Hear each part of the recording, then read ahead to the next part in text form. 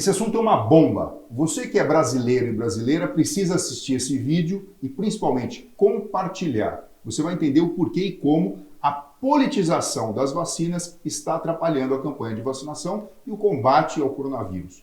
Para falar mais sobre isso e com muita propriedade, Gisele Soares, que é advogada e comentarista da CNN. Tudo bem, Fernanda? Tudo ótimo. Gisele, fala pra gente um pouquinho, por que o impacto da política, na verdade relacionado com a campanha de vacinação, atrapalha tudo o que a gente está vendo pela frente?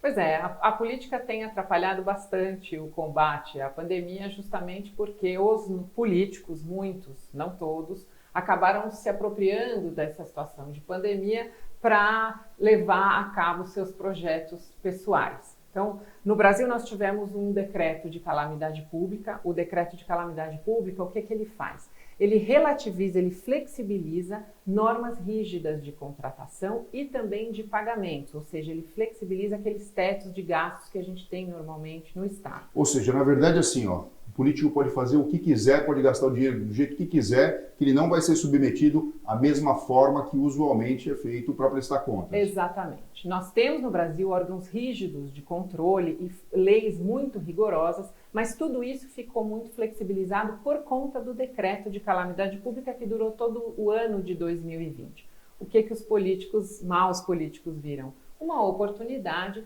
de fazer negociações já muito mais livres e aí de fazer negociações muito ruins. Quer dizer assim, é um mecanismo importante previsto na Constituição. Aliás, eu acho que todo mundo, todo brasileiro deveria ter na escola. A gente não sabe a Constituição do nosso país para entender o que está acontecendo. Sim.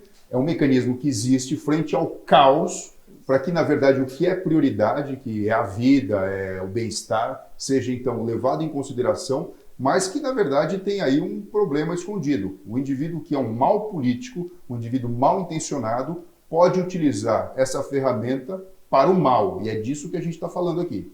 Pode não. Muitos políticos usaram essa ferramenta para o mal, tanto é que já existem muitas apurações e muitas investigações de grandes irregularidades, de grandes volumes de dinheiro que foram transferidos do governo federal para estados e municípios para combater a pandemia e que foram muito mal utilizados, infelizmente, até para a prática de corrupção. Agora, o que eu imagino é o seguinte, essa CPI do Covid está investigando tudo isso? Infelizmente, não. Deveria. A CPI da Covid seria uma ferramenta extremamente importante justamente para fazer essa verificação de membros do governo federal, de estados e de municípios que deveriam prestar contas do que fizeram com esse dinheiro. Mas houve uma limitação. Quem decide o que vai ser investigado na CPI? Porque isso é uma coisa tão importante, um super vazamento de dinheiro, que na verdade vem do suor do nosso trabalho. Quem é que define o que vai ser feito? Pois é, os senadores pediram a instauração da CPI, houve uma discussão, isso foi levado infelizmente para o judiciário e foi o STF quem decidiu pela instalação da CPI e quem limitou o objeto da CPI. Então ficou limitado a ações ou omissões do governo federal e a uma situação particular que aconteceu no Amazonas, aquela crise do Amazonas. Nada mais foi incluído no objetivo de investigações da CPI. Isso atrapalha muito, Fernando, porque os órgãos outros de controle foi um volume tão grande de dinheiro, um volume tão grande de contratos, porque vivemos o caos mesmo. Estamos saindo da pandemia, mas 2020 foi um ano absolutamente caótico. E esses órgãos de controle não têm todas as ferramentas para conseguir dar conta de tanto volume de dinheiro, de tantos contratos, de tantas formas de contratação que aconteceram. Então, a CPI da Covid acabou se tornando uma ferramenta política, então é também uma politização da pandemia, a CPI virou um palanque político, e não há preocupação dos políticos verdadeiramente com prestar um bom serviço para as pessoas, fiscalizar se esse bom serviço de saúde para as pessoas está sendo prestado e nem fazer essa verificação adequada do empenho do dinheiro público. Então, esse decreto de calamidade, ele veio para enfrentar essa situação de crise, para trazer esse conforto para que, então, tudo fosse feito de forma mais célere e menos burocrática, mas as pessoas de má fé viram nisso uma oportunidade. Quem assina o decreto de calamidade? Como é que funciona isso? O decreto de calamidade ele foi elaborado pelo presidente da República e aí ele é enviado ao Congresso Nacional e o Congresso Nacional foi quem então fez essa publicação, isso lá em fevereiro de 2020, até o decreto chama de surto do coronavírus, porque nem havia ainda classificação para a pandemia. Esse decreto é muito interessante porque, como você bem disse, é uma situação de crise, quase que uma situação de guerra. Então, ele trouxe uma série de previsões específicas, por exemplo, que, se fosse necessário, haveria sim o poder do Estado de vacinar compulsoriamente as pessoas, isto é, ainda que elas não quisessem, não fosse da sua vontade, o Estado teria como impor essa campanha de vacinação se justificadas situações extremas, o que acabou que é diferente do que a gente vive hoje em dia. Hoje em dia a gente vive um movimento de conscientização primeiro, né? Porque a pessoa inteligente, ela sabe que ela precisa ter o sistema imunológico dela turbinado. É um direito, não é nem um dever, é um direito ela ser vacinada. E a gente tem buscado por isso. Então, vacina boa é vacina no braço, vacinar com a vacina que tinha no posto e assim sucessivamente. Exatamente. Que é diferente de uma situação, como você está falando, que inclusive é prevista por lei. O Estado pode entrar dentro da tua casa e colocar o imunizante dentro do seu braço. Poderia vacinar compulsoriamente, testar compulsoriamente,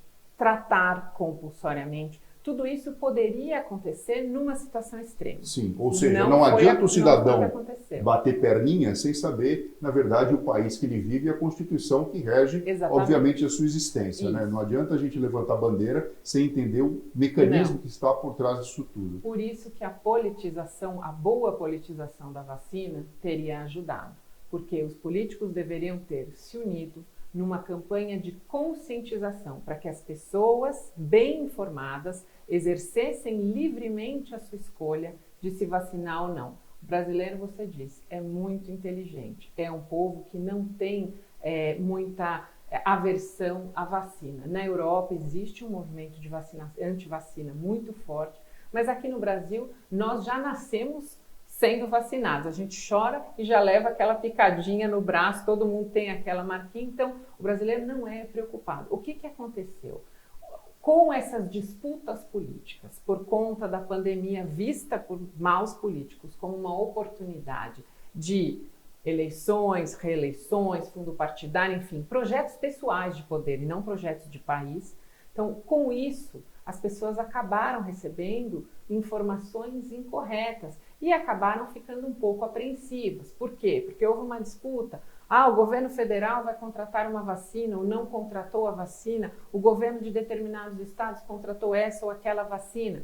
E como os estados tiveram autonomia, inclusive receberam recursos do governo federal para autonomamente negociarem com empresas, comprarem vacinas, fazerem campanhas, então isso acabou virando uma grande disputa política. E quem perdeu foram as pessoas, foram os cidadãos. Agora, a gente voltando lá atrás, Gisele, quando começou a pandemia, a gente estava entendendo ainda como funcionava o vírus, se existia eficiência ou não de medicamentos, enfim. Eu quero chegar num ponto nevrálgico que a gente tem aqui. A demonização do tratamento precoce. É culpa da política?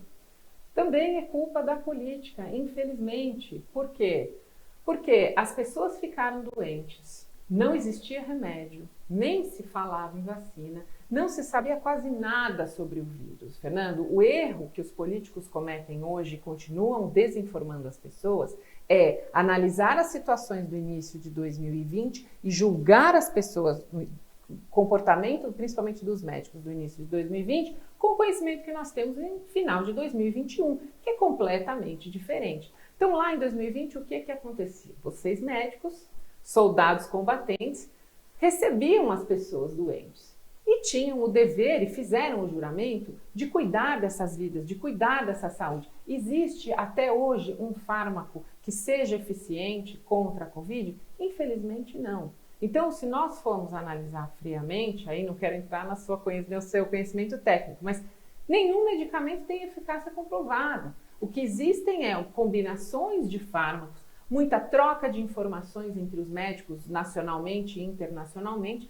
e respostas imediatas, porque também não temos o tempo necessário para fazer essa análise de dados prolongados de efeitos colaterais ou de outras situações. Então, uma situação emergencial absolutamente atípica, os médicos sendo provocados a darem uma resposta e eles não poderiam responder simplesmente, não tem nenhum tratamento, não vou fazer nada. Lógico que vai fazer o que é possível e vai fazer como? Diz a lei, os regulamentos da atividade médica, junto com o paciente. Essa é uma decisão que se toma em conjunto. Então, o médico oferece as opções que existem, o paciente, dentro dessas opções, tira suas dúvidas com o médico e juntos eles decidem por um ou outro. E do ponto de vista prático, né, a gente precisa de instrumento. Não adianta o médico também prescrever alguma coisa do tratamento precoce, não é porque não se sabe, se você não tem o medicamento a ser disponibilizado. Claro. Então, assim, além do conceito e do juramento de Hipócrates que é feito, você precisa que o Sistema Único de Saúde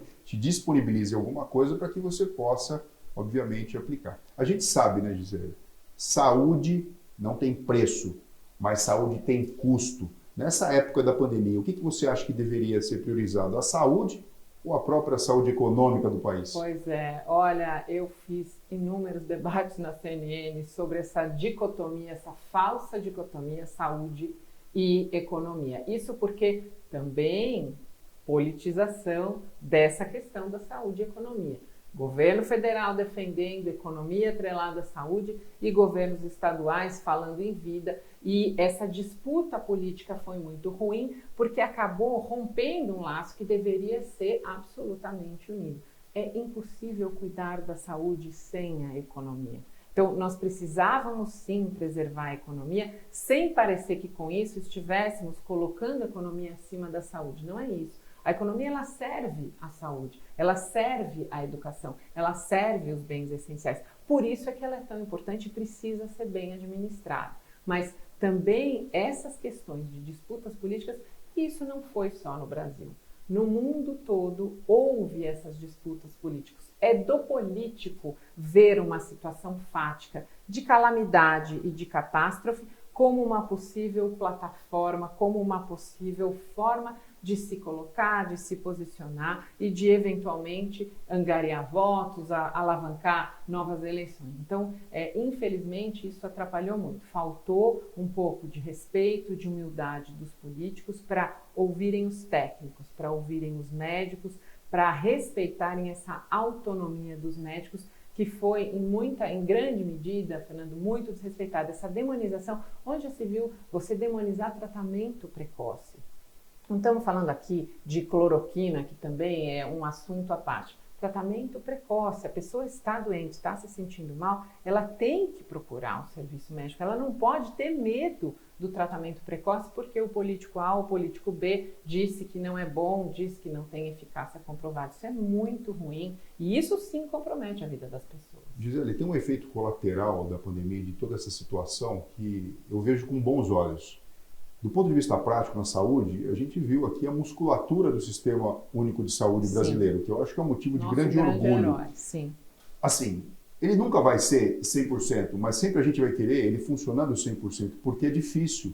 A gente precisa de um mecanismo muito inteligente de funcionamento. Sim. Porque você precisa até que tenha a rede privada de saúde, a saúde suplementar, para que indivíduos que possam dar um aporte maior de dinheiro através dos seus impostos e não utilizem o Sistema Único de Saúde, consigam, na verdade, fazer quase que um esquema Robin Hood, para que todo mundo possa ter direito à vida, ao bem-estar, enfim, à própria promoção da saúde. Sim. Agora, sim, um outro aspecto disso tudo, e aqui a gente falou, olha, da importância de todo brasileira estudar a Constituição, entender isso, quem sabe no futuro isso não vai ter na escola, aí quando eu falo escola eu falo de educação.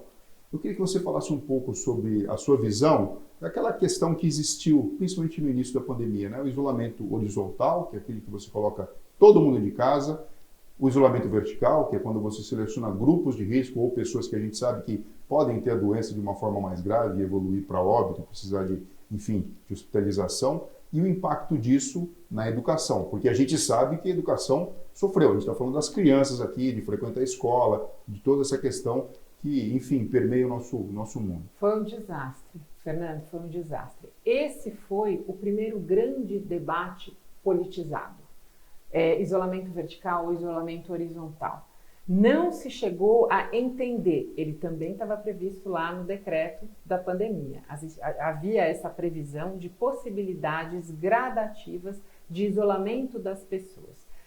Não houve uma discussão aprofundada, não houve a escuta efetiva de especialistas para que trouxessem informações. Nós não aproveitamos o conhecimento internacional porque esse vírus chegou antes na Europa. Então, nós poderíamos ter aprendido melhor com os europeus, que acabaram fazendo curtíssimos períodos de isolamento horizontal do lockdown e depois fizeram isolamentos verticais justamente para não comprometer a educação. Os países na Europa e nos Estados Unidos ficaram muito curtos períodos com as escolas fechadas e com as crianças não indo para a escola. Isso porque eles tinham ciência, e isso há estudo científico. O lockdown, ele é uma medida extrema porque, num longo prazo, ele compromete demais a economia e ele tem um efeito absolutamente devastador na educação.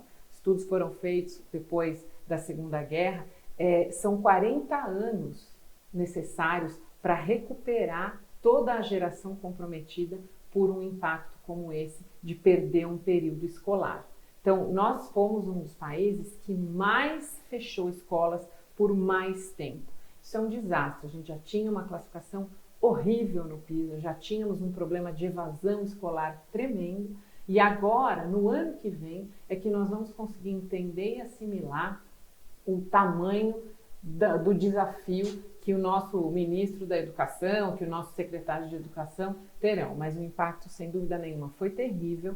Não foi uma discussão bem feita, foi uma apropriação da política, optou-se pelo lockdown, porque numa situação de medo e de insegurança, as pessoas tendem a assimilar melhor, recuar, se prender e se isolar, mas isso teve um impacto muito negativo nas escolas. Teremos gerações futuras com grandes problemas a serem resolvidos por conta desses lockdowns muito prolongados, absolutamente irresponsáveis, porque não foram feitos os estudos, as avaliações corretas e as pessoas foram mantidas presas até que elas foram retomando suas atividades, foram tentando encontrar formas de se libertar, porque, inclusive também, Fernanda, a gente vive uma realidade muito diferente nos estados. Existem pessoas que puderam se isolar de uma forma confortável, mas como é que a gente vai falar em isolamento, em lockdown, para pessoas que vivem em comunidades, que vivem em situações de absoluta vulnerabilidade? Isso é impossível. E isso não foi levado em consideração e deveria ter sido. A gente precisava ter feito isolamentos adaptados para a realidade social que a gente tem, para a realidade de habitação que nós temos. E isso não foi feito, infelizmente. Bom, é por isso que eu volto a falar para vocês. Esse vídeo aqui é uma bomba e você precisa divulgar, compartilhar com as pessoas que você gosta, com brasileiros e brasileiras. Mais do que explicar um pouquinho do que está acontecendo, é um abrir olhos, é um trazer a gente para a consciência de um problema real que a gente está vivendo, que vai muito além da questão da pandemia do coronavírus. Gisele, muito obrigado pela sua participação. Eu que agradeço. Muito obrigada, estou sempre à disposição. É isso aí. Pessoal, até breve.